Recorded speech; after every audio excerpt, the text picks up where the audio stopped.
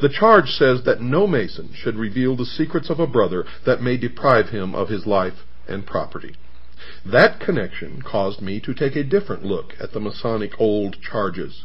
They took on new direction and meaning when viewed as a set of instructions for a secret society created to assist and protect fraternal brothers on the run and in hiding from the church. That characterization made no sense in the context of a medieval guild of stonemasons, the usual claim for the roots of Freemasonry. It did make a great deal of sense, however, for men such as the fugitive Templars, whose very lives depended upon their concealment. Nor would there have been any problem in finding new recruits over the years ahead. There were to be plenty of protesters and dissidents against the church among future generations. The rebels of the peasants' revolt proved that when they attacked abbeys and monasteries, and when they cut the head off the Archbishop of Canterbury, the leading Catholic prelate in England. The fugitive Templars would have needed a code such as the old charges of Masonry, but the working stonemason clearly did not. It had become obvious that I needed to know more about the ancient order of free and accepted Masons.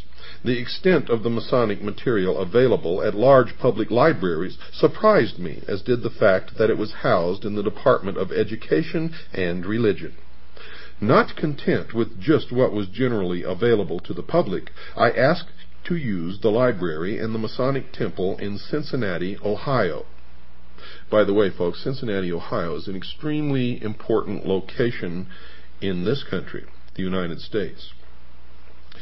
I told the gentleman there that I was not a Freemason, but wanted to use the library as part of my research for a book that would probably include a new examination of the Masonic order. His only question to me was, quote, "Will it be fair?" unquote. I assured him that I had no desire or intention to be anything other than fair, to which he replied, quote, "Good enough," unquote. I was left alone with the catalog and the hundreds of Masonic books that lined the walls. I also took advantage of the publications of the Masonic Service Association at Silver Springs, Maryland. Later, as my growing knowledge of Masonry enabled me to sustain a conversation on the subject, I began to talk to Freemasons. At first, I wondered how I would go about meeting 15 or 20 Masons, and if I could meet them, would they be willing to talk to me? The first problem was solved as soon as I started asking friends and associates if they were Masons. There were 4 in one group I had known for about 5 years, and many more among men I had known for 20 years and more, without ever realizing that they had any connection with Freemasonry. As for the second part of my concern, I found them quite willing to talk, not about the secret passwords and hand grips, by then I already knew them, but about what they had been taught concerning the origins of Freemasonry and its ancient old charges. They were as intrigued as I about the possibilities of discovering the lost meanings of words, symbols, and ritual for which no logical explanation was available, such as why a Master Mason is told in his initiation rites that, quote, "This degree will make you a brother to pirates and corsairs," unquote. And folks, I'll explain that to you a little later. We agreed that unlocking the secrets of those Masonic mysteries would contribute most to unearthing the past, because the loss of their true meanings had caused the ancient terms and symbols to be preserved intact, less subject to change over the centuries or by adaptations to new conditions. Among those lost secrets were the meanings of words used in the Masonic rituals, words like Tyler, Cohen, Dugard, and Jewess. Masonic writers have struggled for centuries without success to make those words fit with their preconceived conviction that Masonry was born in the English-speaking guilds of medieval stonemasons. Now, I would test the possibility that there was indeed a connection between Freemasonry and the French-speaking Templar order by looking for the lost meanings of those terms, not in English, but in medieval French. The answers began to flow, and soon a sensible meaning for every one of the mysterious Masonic terms was established in the French language. It even provided the first credible meaning for the name of Hiram Abiff, the murdered architect of the Temple of Solomon, who is the central figure of Masonic ritual. The examination established something else as well. It is well known that in 1362 the English courts officially changed the language used for court proceedings from French to English, So the French roots of all the mysterious terms of Freemasonry confirmed the existence of that secret society in the 14th century, the century of the Templar suppression and the peasants' revolt. With that encouragement, I addressed other lost secrets of Masonry: the circle and mosaic pavement on the lodge room floor, gloves and lambskin aprons, the symbol of the compass and the square, even the mysterious legend of the murder of Hiram Abiff. The rule, customs, and traditions of the Templars provided answers to all of those mysteries. Next came a deeper analysis of the old charges of ancient Masonry that define a secret society of mutual protection. What the, quote, lodge, unquote, was doing was assisting brothers in hiding from the wrath of church and state, providing them with money, vouching for them with the authorities, even providing the, quote, lodging, unquote, that gave Freemasonry the unique term for its chapters and their meeting rooms. There remained no reasonable doubt in my mind that the original concept of the secret society that came to call itself Freemasonry had been born as a society of mutual protection among fugitive Templars and their associates in Britain, men who had gone underground to escape the imprisonment and torture that had been ordered for them by Pope Clement V. Their antagonism toward the Church was rendered more powerful by its total secrecy.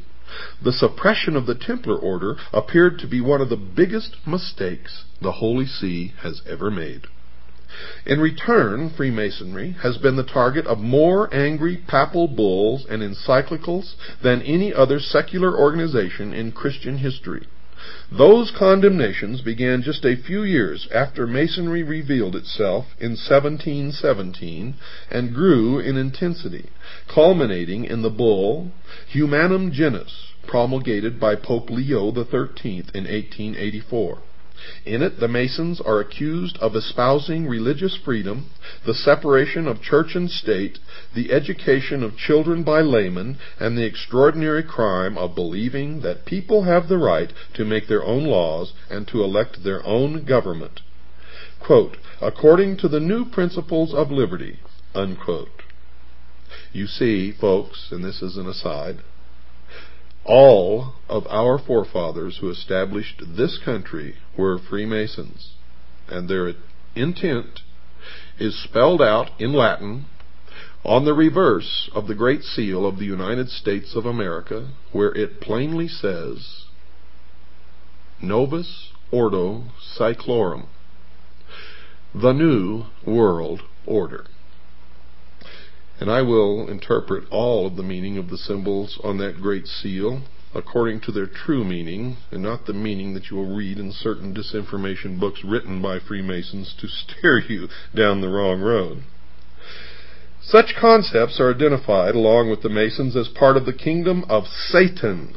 The document not only defines the concerns of the Catholic Church about Freemasonry at that time, but in the negative, so clearly defines what Freemasons believe that I have included the complete text of that papal bull as an appendix to this book, and I urge you all to get this book and read it. Finally, it should be added that the events described here were part of a great watershed of Western history. The feudal age was coming to a close. Land and the peasant labor on it had lost its role as the sole source of wealth. Merchant families banded into guilds and took over whole towns with charters as municipal corporations. Commerce led to banking and investment, and towns became power centers to rival the nobility in wealth and influence. The universal church, which had fought for a position of supremacy in a feudal context, was slow to accept changes that might affect that supremacy. Any material disagreement with the church was called heresy, the most heinous crime under heaven. The heretic not only deserved death, but the most painful death imaginable. Some dissidents run for the woods and hide, while others organize. In the case of the fugitive Knights Templar, the organization already existed.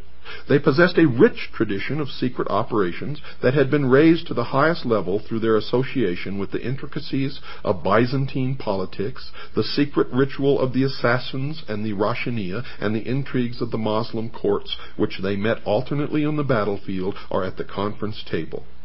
The Church, in its bloody rejection of protest and change, provided them with a river of recruits that flowed for